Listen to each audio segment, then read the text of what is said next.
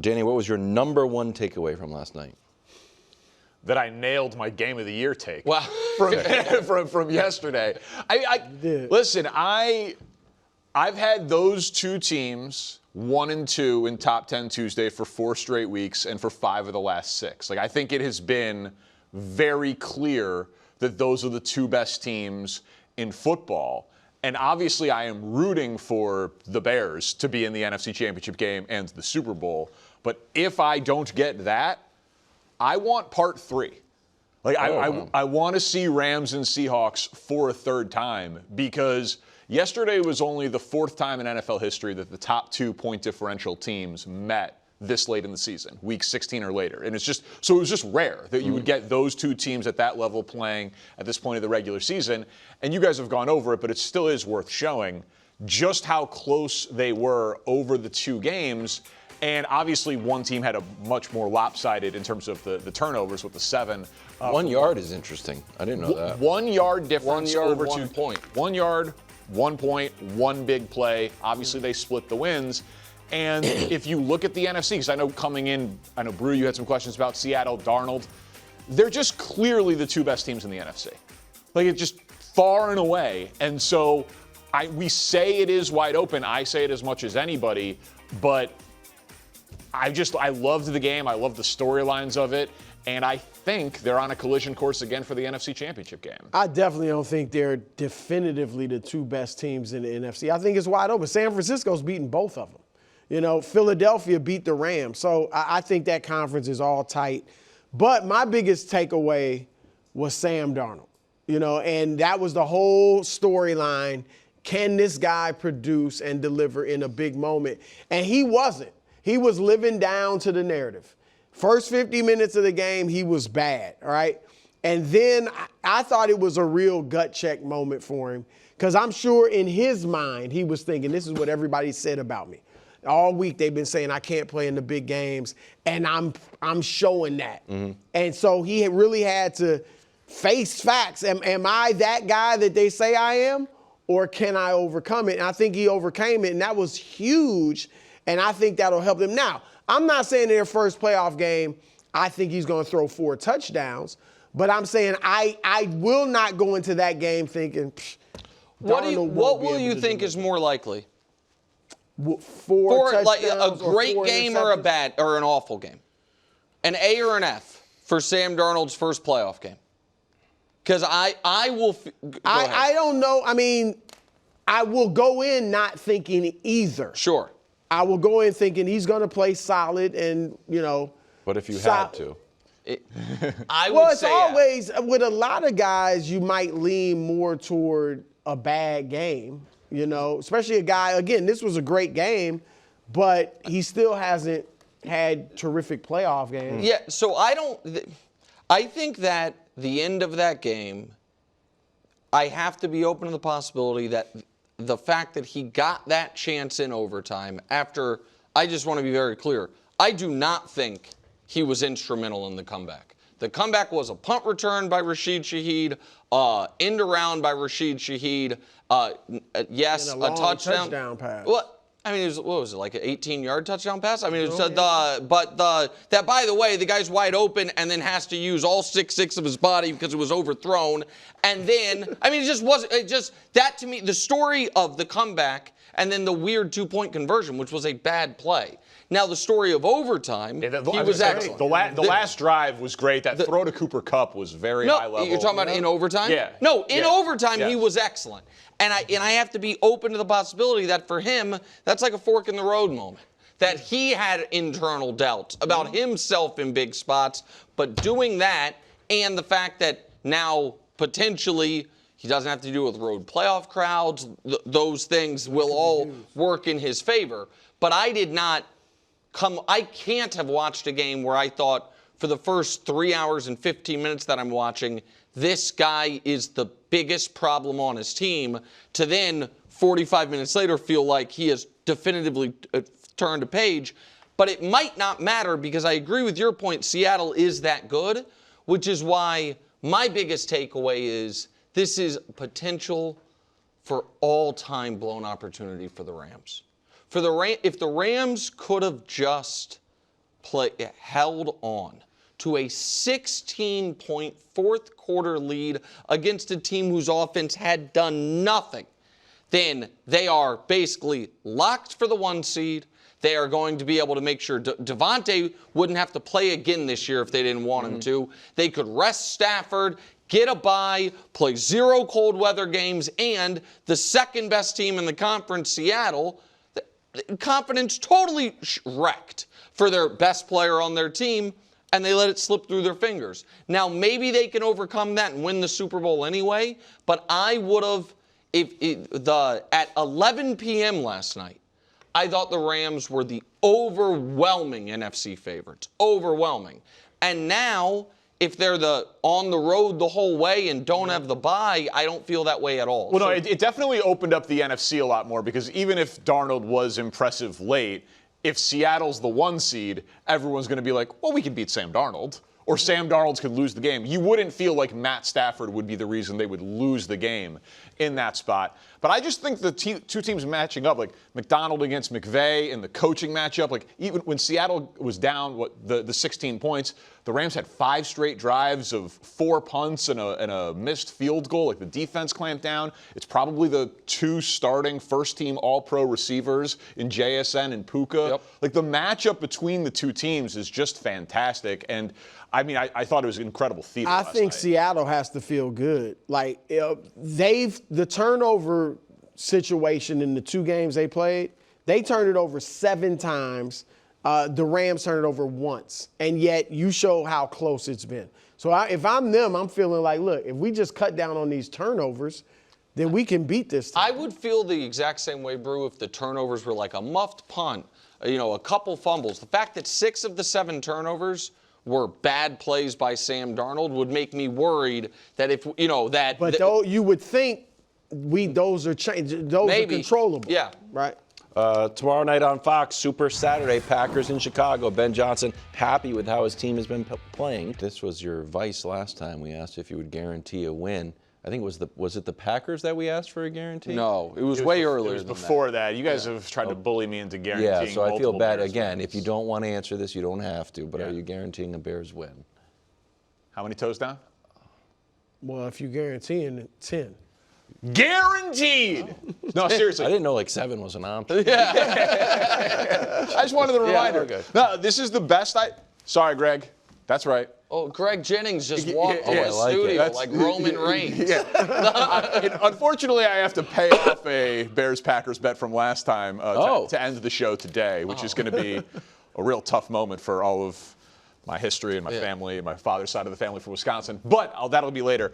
Listen, this is the best I've felt about the Bears going into a big Bears-Packers game in my lifetime, including like the NFC Championship game in 2010. I was like, ugh, I don't know. Well, yeah, I mean, Caleb Haney was starting that game, so I would imagine he didn't feel great you'd like to talk yourself into the idea that the Bears could win, and then, injuries and things have happened. So there's a ton of scar tissue that's still there. The Bears injury report isn't great with Rome Odunze and Luther Burden being ruled out, but the Packers one is worse. Right. Like, Tom, the right tackle for the Packers, out. Williams, their leading interception guy, the safety, likely out. We're going to see, obviously, Micah Parsons out for the year. These teams played an incredibly even game 2 weeks ago where the Bears could have won, didn't, but easily could have, and now it's in Chicago. So, yeah, this is the one. This is the breakthrough moment.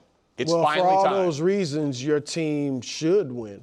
I wouldn't be surprised if they won because I think the teams, especially now without Micah, are fairly evenly matched. And, you would expect in that situation maybe it's a split in the regular season games. But I'm hoping that the Packers can win. But I think it's going to be interesting. I think the Bears, for the reasons you said, though, should win. And if they don't win, you talked about it the other day. They same could be true for the Packers. That's why I'm really hoping the Packers win because this is a huge game for the playoffs. I think this is a coin flip game, so I wouldn't, I lean Bears because of the injuries, but I think the point spread's right. I think that this is a 52-48 game. I also think that the loser of this game is very live to miss the playoffs. Oh. Which for don't wanna either entertain that team, possibility. say it again? I said I don't even want to entertain that possibility, but of course Right, it's correct. for either team would be devastating. Yep. For the Packers, for different reasons. The Packers, it would feel like, man, we did everything right, and Micah got hurt, and it fell apart.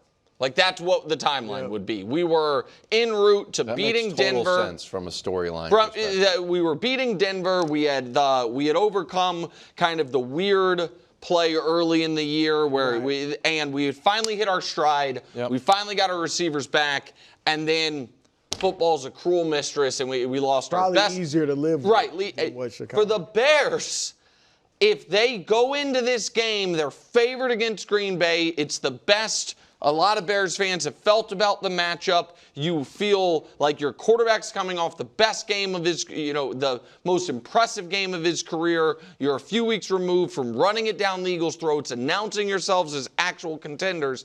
Man, if they lose this game, like the Lions are sitting there saying, one of these teams is going to lose. And we're touchdown favorites this week against the Steelers. I think the Lions' next game is then the Vikings. I'm not certain on that, but I know the last game's against Chicago. And so if the Bears win, I do think that you should feel great. And if the Packers win, Brew, I think you should feel like, all right, at least we steadied ourselves. But one of the two of you on Monday, I think, is going to be feeling like, oh my God, there's 8 teams alive in the NFC. I guess 9 if you include the 2 NFC South teams. But there's 3 NFC North teams that can make the playoffs. Only 2 are going to. And is my team going to be the one left without a chair? And I would just say, and again, it's pro-Bears, I understand that, but I do think Caleb is playing his best football. And I think if we were going to ask, who's the better defense? Most people would say Green Bay. I'm just not sure of that anymore. They're allowing 26 a game their last 3. They only have 1 sack in their last 2. They blitz a ton more when Micah is off the field. Now he's out, so that's less guys in coverage if you're going to try to generate a pass rush. Bears' offensive line is healthy. Bears' offensive line has been great. Like, I expect the Bears to put up a lot of points. Well, listen, this is also a huge Ben Johnson spot. You can't call your shot about beating Matt LaFleur twice a year and then get swept by him when that team is devastated by injury and your quarterback is playing his best ball of the year. Micah was first in pressure percentage, 3rd in sacks, 4th in QB hits. Yeah. Not there. This is Caleb's moment to You break say it. best ball of the year. That's based on the one game? Listen, I think he was brilliant in the second half of the Packers game 2 weeks ago, with the exception of the interception, which we've talked about 100 times. And then, the game against Cleveland. Yeah. 3 halves. Miss Lincoln, how was the play? 3 halves. 3 halves minus 1 game and interception. But if he Because plays, I've heard I'm in okay some with it. quarters that when you're in the game I with mean, an interception, when you're rallying. He has to make that not throw. good. It was a terrible miss. Brew's taking a shot at me. You No, don't it's have to- not a shot. I'm just saying. But Brew, you would agree if he plays great in this game, then it will feel like the 2.5 interception notwithstanding straight games, that yeah. he's on. He's if on a he's roll. on He plays a great heater. this game. Yeah, if he It's plays just a great this small game. sample size of great play. Yeah. It is. saying. I mean, you thought Shedeur was going to be better. All right, well, it is time now. It's Friday at 5:16. It's time for a special edition of Parkins Picks. Yeah, sure. I am seeing the NFL very clearly. This is the official pick segment. I plug into the matrix. I see the league clearly. I'm not going to let 3-0 change me. I'm not scared of picking big games, taking the points with Detroit. Play in the wood with the Chicago Bears. Easy, easier, and easiest. I know that I'm right. Ho hum, just another 2-1 week. Just another winner. I mean, listen, it's been a tough year, as you alluded to.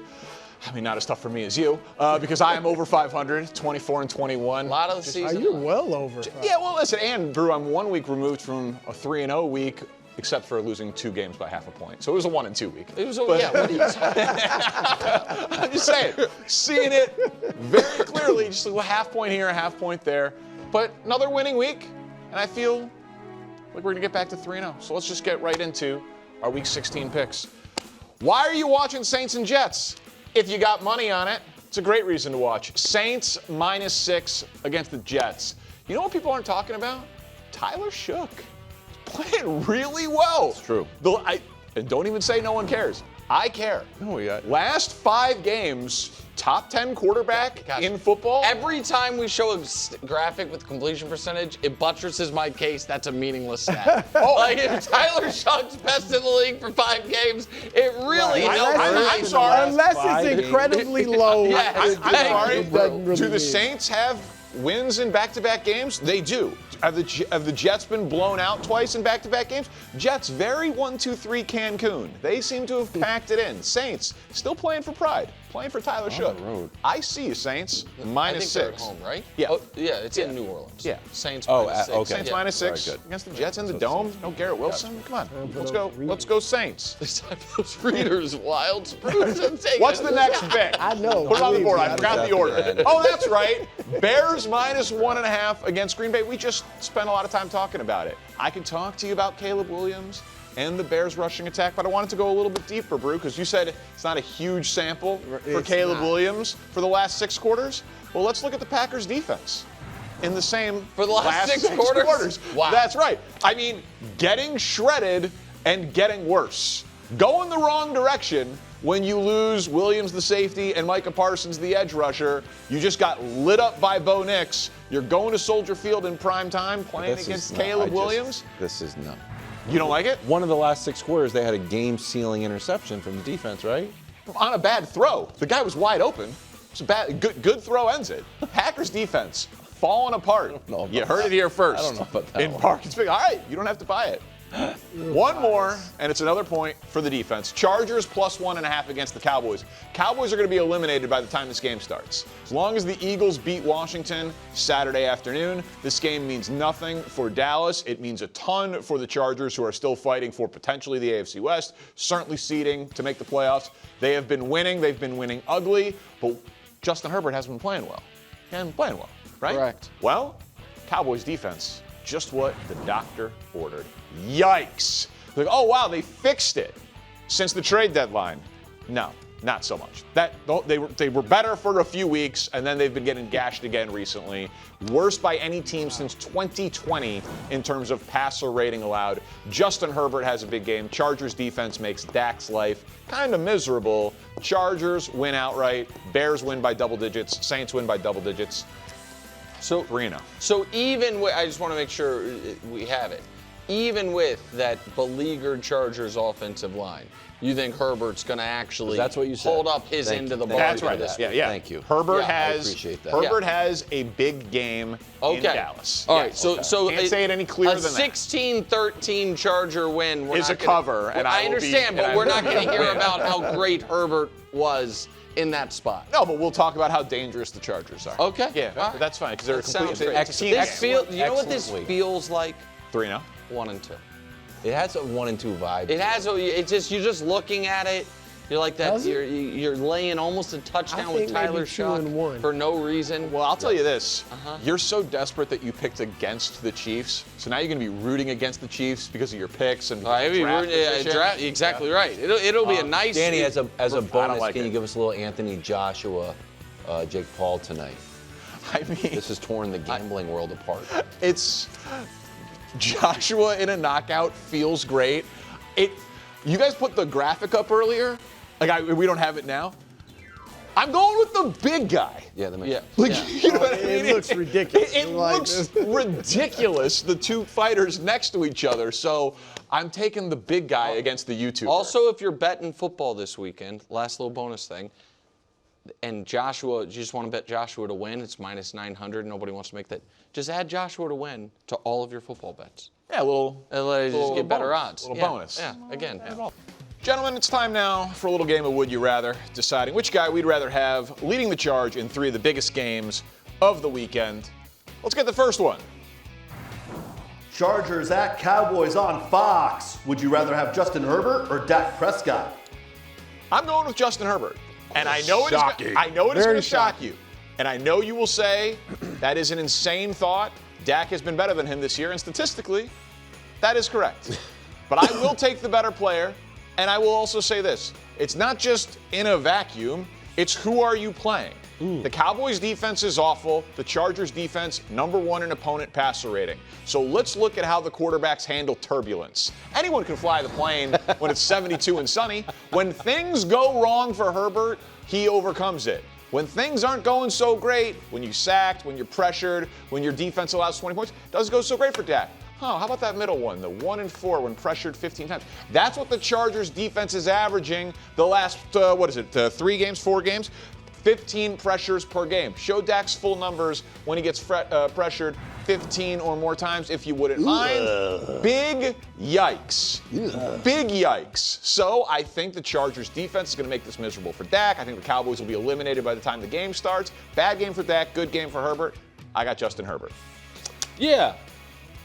I'm not surprised by it. But listen, I have Dak. Okay. I'm going with Dak at home. He's throwing for over 300 yards in both of his last 2 home games. I understand how you feel about the defense, but right now, Herbert is just a gritty game manager to me. Dak has to stand up, and he will stand up. And I do think the defense will play better at home with Dak. I also think right now, when it comes down to playing spoiler, I think the Cowboys are up for that. I think they're up for that challenge, so I'm going with Dak at home in Dallas. I'm going with Dak as well. I mean, can the Chargers get to 20? Because I don't know. I'm not sure. Against Dallas's defense? I'm not so sure they can. I'm not so sure they can against almost anybody. I know they did against the Raiders. They got beyond 20 against the Raiders. But the last couple games, they're not averaging 20 Philly points was a what, game. 22-19? 22-19. Yeah, okay, that's above 20. But this Dallas offense, I just believe in them. Regardless of who they play, they tend to put up a lot of points. They tend to put up a lot of yards. The one issue that we've been seeing is George Pickens regressed a little bit? Has he taken a step back? If George Pickens is the player that he's been for the large part of the season, then Dak is just fine. He doesn't get sacked. He's excellent with his completion percentage. Obviously, he's putting up the numbers. He's been great for this team. This is not why they have been losing games. I get it, the defense, but that Herbert offense is missing a lot of pieces. Yeah. Is there anything to Philly beats Washington on Saturday and Dallas has nothing to play for? By the time this game kicks off, is there anything to that? I don't think they listen to that. I think right now, we've talked about it before, like Dallas has to understand if they are able to win out. Listen, they're still top 5 in offense and scoring.